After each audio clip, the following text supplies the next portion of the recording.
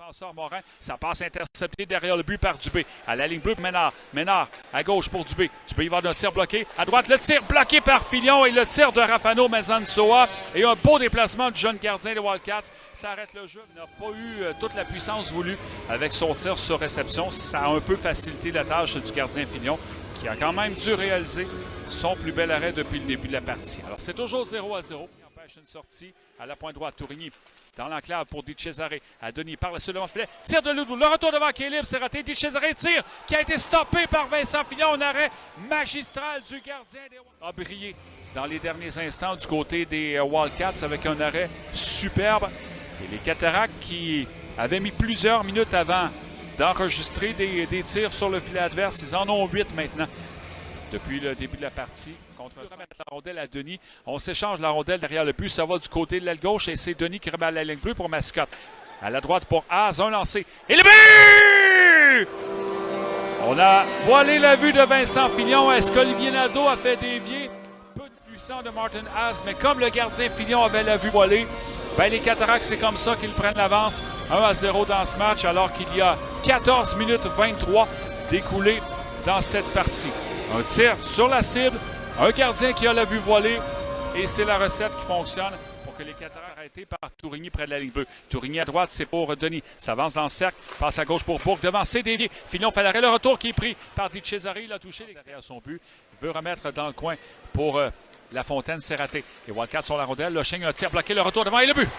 Et c'est Maxime Barbachev qui crée l'égalité 1-1 en avantage numérique. Il restait 43 secondes à la punition de Charles Baudouin. Et les Wildcats ramènent tout le monde dans le demi-cercle. Et la Vallée, comme il l'avait déjà fait, le premier arrêt était un peu en déséquilibre. Et évidemment, Barbachev en a profité pour créer l'égalité avec ce but en avantage numérique. Alors, on devra redoubler d'ardeur du côté des Cataractes. Avec cette égalité, par contre, la passe de Mascotte manquait de précision. Les Wildcats sont repris.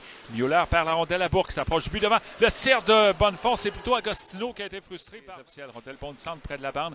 C'est envoyé derrière le filet.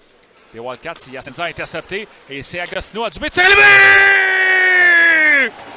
C'est son premier dans l'uniforme des Cataractes, Pierrick Dubé, qui réplique à la mise en échec solide qu'il a reçu. Quelqu'un qui avait plaqué Dubé commet la bourde en passant la rondelle dans l'enclave, interceptée par Agostino, et la passe parfaite pour le vétéran qui enfile l'aiguille. Et les Cataractes prennent l'avance 2-1 avec moins de 7 minutes à faire dans cette deuxième période.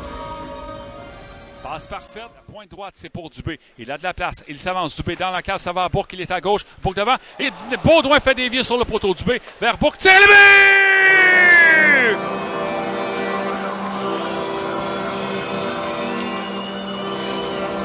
Ben, cette fois, ça tournait rapidement dans le territoire. Je ne savais plus où donner de la tête. Et finalement, le capitaine Bourque qui met la cerise sur le Sunday avec ce tir sur réception qui bat Vincent Filion. Et les Cataractes se donnent 2 buts d'avance avec un peu plus de 6 minutes à faire dans cette troisième période. Les Cataractes tentent de sortir la rondelle de là et c'est Di Cesare qui a été rudoyé par le numéro 6, Yacenza. La rondelle est allée dans le coin à gauche devant. Et c'est tir le but! En avantage numérique, c'est 4-1 pour les Cataractes. Et ça vient clore le débat. Ce deuxième but en avantage numérique par la troupe de Daniel Renaud dans cette troisième période. Et il restait 58 secondes et 6 dixièmes à jouer en troisième période. Et les Cataractes qui vont remporter une 5e victoire de suite. Oui, les 2 matchs fin de semaine dernière du côté de l'Abitibi.